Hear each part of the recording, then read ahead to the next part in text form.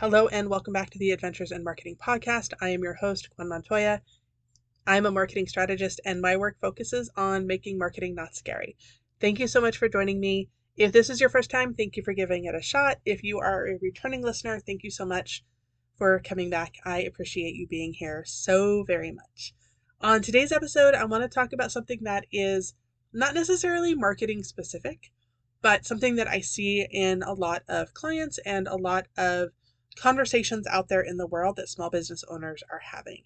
And that is, what do you do when you have friends and family who are not supportive of your business? Because it is so frustrating to put ourselves out there to run a business. It's challenging. There's a lot of heavy lifting on our end, and then we have friends and family who are like, that's it, that's all you're doing, or they don't believe in us, or they don't support us in a bunch of different ways. So I kind of wanted to talk about that today because it's important. And again, it's one of these topics that business owners don't really talk about. We all just kind of assume that everybody else has wildly supportive friends and family, and it's just us, because it's a hard thing to talk about on social media, and it's a hard thing to share with audiences where we don't know where they're going to be. And it also can feel weird to feel like we're calling out friends and family, and we have relationships there and we don't want to mess with them. So we can just talk about it here amongst ourselves. So the first thing is, I really want you to know that I have a family member who thinks that my job is repairing computers. Yeah, I've told them I'm a marketing strategist. I have talked about social media, and they think that what I do is repair computers. I also had another family member who told me years ago when I was first starting my business that there is no way somebody would pay me for my opinion on marketing. I do have some experience with less than supportive friends and family members. And yet, this has been my full-time work for years and years at this point. And no, I don't fix computers. So I have a job. This is the work that I do. People do pay me, and it has nothing to do with fixing computers. So, family and friends are not always correct. And like I said, I absolutely know that I am not the only one who has less than supportive family members or friends or acquaintances who can get under our skin, and it can be so frustrating. But what do we do about it? What do we do with these friends and family who we feel should be more supportive, and we feel like they're just not being that supportive? So first of all, I think it's really important to remember that we don't control what somebody else thinks about us or says about us. That is in their court, in their lane. It is not in our lane.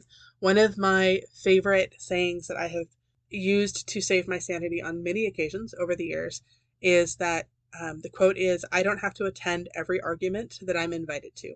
You can use that in 100 different ways. I always found it really helpful to remember that phrasing, that saying, when somebody is being less than kind, or when somebody is kind of trying to pick a fight about something, and I just don't have to respond. So I think that's something I want to start with. But also, not taking these criticisms, not taking the lack of support to heart. It can be hard, but again, it's something that we have to deal with. And it's also important to remember that as important as our business is to us, it's not going to be as important to our friends and family members in the same way that their business is not going to be as important to us. So it doesn't necessarily always mean that they're rooting for you to fail or they just don't care. I think people just have busy lives, but we can also set boundaries around the types of behaviors and the types of comments that we'll accept. Because when we set boundaries, I always think of boundaries as really a kindness. Because when we set those boundaries, when we say, this is where my boundaries are, then we have the opportunity to be less frustrated and less annoyed because we're just not allowing the behavior in the first place. So I wanted to share 5 questions you can ask yourself when it comes to dealing with unsupportive friends and family, and hopefully this gives you some ideas or helps you manage it in a way that doesn't make you feel really frustrated. So the first question I always ask when somebody says, like, this person is not supportive, or they're telling you that you're failing or that it's a terrible idea, one of the things I like to ask is this somebody who you should be listening to, right? Are they generally supportive in other areas, but not in this area? Or are they like the negative Nelly who has to always show up to tell you something terrible every time you share something? Because that's 2 different types of people, right? Somebody who is generally supportive, except in this thing, then it might be worth listening to. Maybe they have some ideas that you're not considering because you're too close to the project.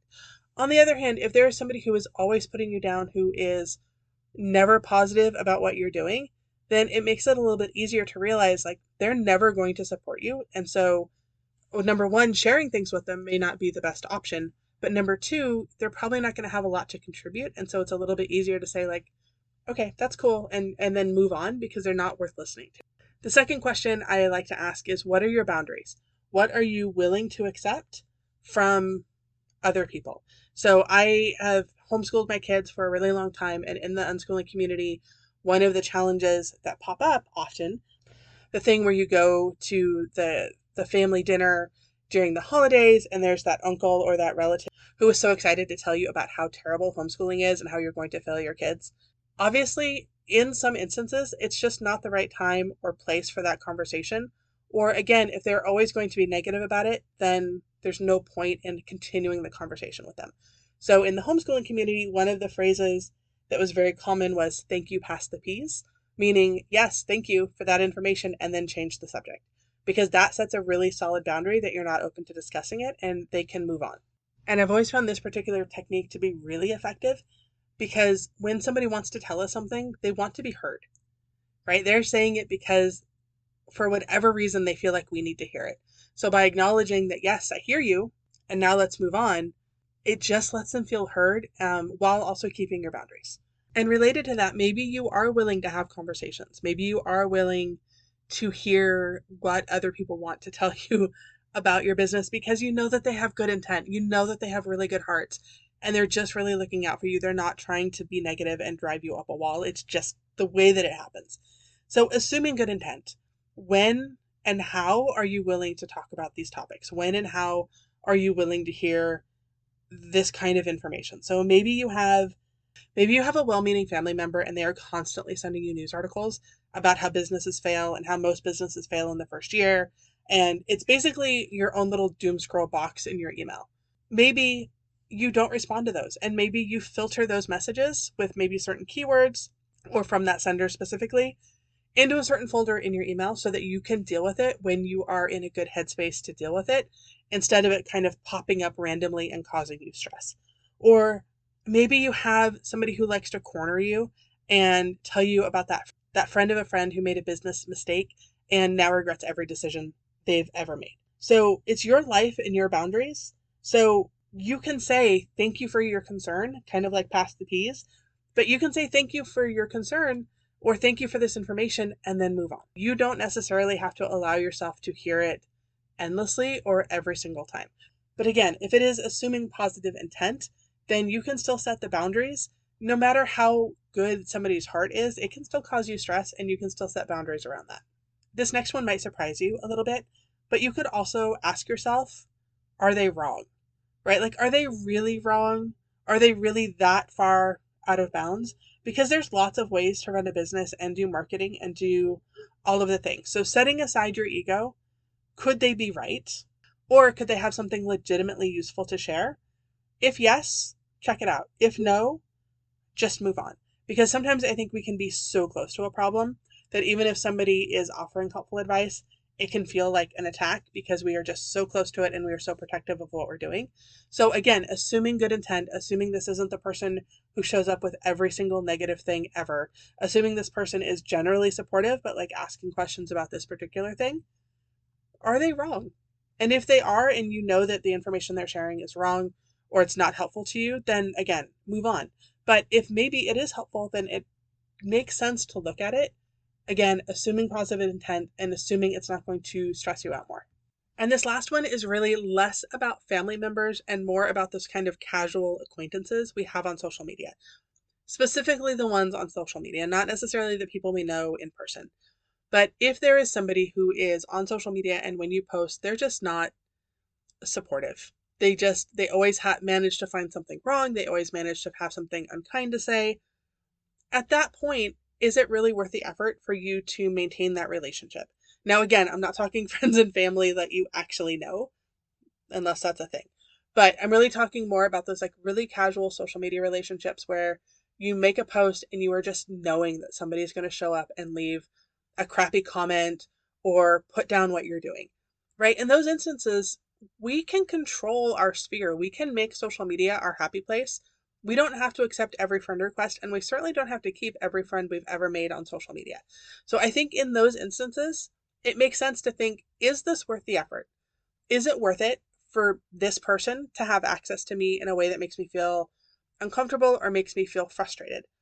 And if you're not sure, you can always snooze them for 30 days, or you can make posts but block them from it, and see how you feel. And if over time you realize every single time you make a post, you feel better when you block them from seeing it because they can't leave a crappy response, maybe it's not worth maintaining the friendship or maintaining that mutual friendship connection. Because if somebody is so good at getting in your head and so good at making you doubt yourself, but they're not showing up in any kind of supportive way, maybe it's time to let them go.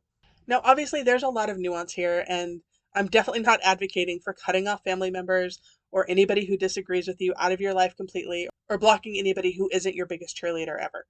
But I do think it makes sense to put more effort into relationships that sustain us instead of relationships that drain us, because we can choose who is in our lives and the level of access that they have to us.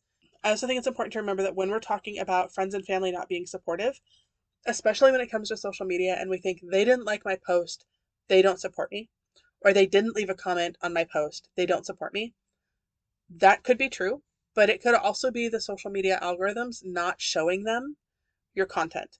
Or it could also be that they are so close to you, they don't think about it.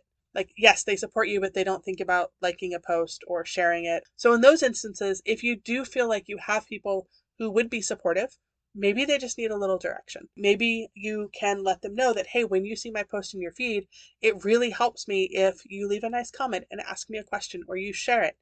Because a lot of times we are so close to social media and we understand the impact that it has in our business, but not everybody does. And if a regular person doesn't understand that if they really wanted to be supportive of you, then sharing your post and liking your post is huge and important, then we are giving them the information so that they can support us in a better way, in a way that is actually supportive. That's all I have for you today. I hope that this was helpful. If there's something that I forgot on this topic, please send me an email. I would love to hear your thoughts. My email is gwen@gwenmontoya.com. And until then, I will talk to you next time.